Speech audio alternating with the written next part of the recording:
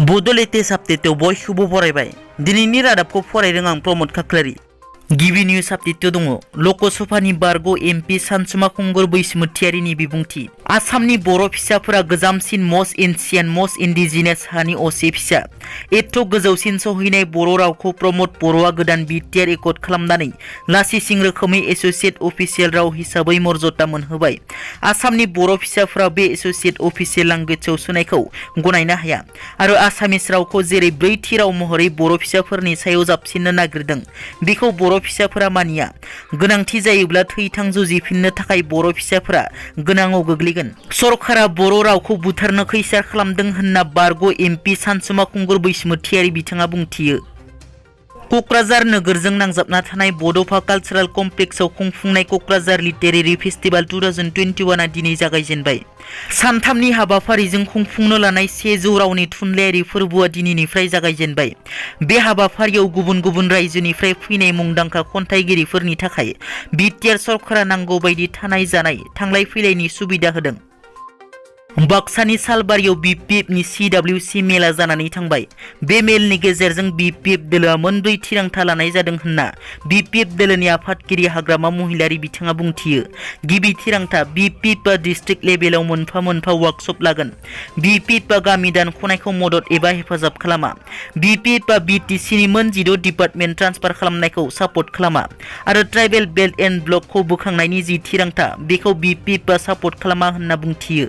लोगोसे बिपिएफनि गासै 60 MCLA आरो 3 MLAआबो बिपिएफखौ नागारनानै गुबुन दोलोआव हाबफैया। बिपिएफनि MCLAफोरा बे मेलाव नुजाथि फैनानै गुबुन दोलोआव थाङा होनना खोथा होयो होनना हाग्रामा बिथाङा मिथिहोयो। बेजों लोगोसे प्रमद बर'खौ थांखिनानै बिथाङा बुङो दि प्रमद बर'आ 17 दान जालांबाय। बेसेबां जाफुंसार जाखो जाया बे बारनि एसेम्बलि 17 खालार खालि जागोन।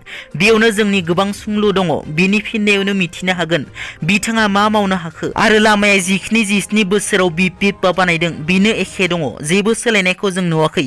बिथाङा बुंदोंमोन नखर नखर साख्रि होगोन, सेल्फ हेल्प ग्रुपनो 75 रां होगोन होनना। बेफोरो गासिबो मिसलिया होनना हाग्रामा महिलारि बिथाङा बुंथियो।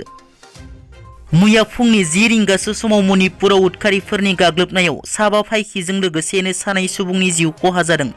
बिनिनो सासेया सुमन सरगियारि मुंनि बर' जोहोलाव। मणिपुर रायजोआव उदखारिफोरनि गाग्लोबनायजों साबा आसाम राइफल फाइखिनि जिउ खहा जायो आरो कमान्डिं अफिसार बिप्लब त्रिपाठी आरो बिथांनि बिसि फिसाज्लानि जिउ खहा जायो। मख'नो गोनांदि म्यानमार सिमनानिफ्राय फैफिनबाय थानाय समावनो बे जाथाया जायो। आसाम राइफलमेन मुंख्लं बिर जोहोलाव सुमन सरगियारिया मुंख्लं जानायनि उनाव नखराव दुखुनि मोदै बाना बोहैदों। बाक्सा जिल्ला बरमा पुलिस थानानि सिङाव थानाय थाइखाराकुथि गामिनि मुंख्लं बिर जोहोलाव सुमन सरगियारिया थांनाय 2011 मायथाइयाव आसाम राइफलाव हाबदोंमोन। आंगो बिसि जुरि सरगियारि आरो 2 बोसोरनि फिसाज्लाखौ अरायनि थाखाय गारनानै थाङो मुंख्लं बिर जोहोलाव सुमन सरगियारिया। रायथिनो गोनांदि मुंख्लं बिर जोहोलाव सुमन सरगियारिनि बिफायाबो उदखारिनि गाग्लोबनायाव गरजि गुलि नांजानानै मुंख्लं जादों। दिनैनि रादाबा एसेनोसै। नोंथांमोना जुदि आंनि चेनेलखौ दासिमबो साबस्क्राइब खालामाखै अन्नानै साबस्क्राइब खालाम। गोजोन्थों।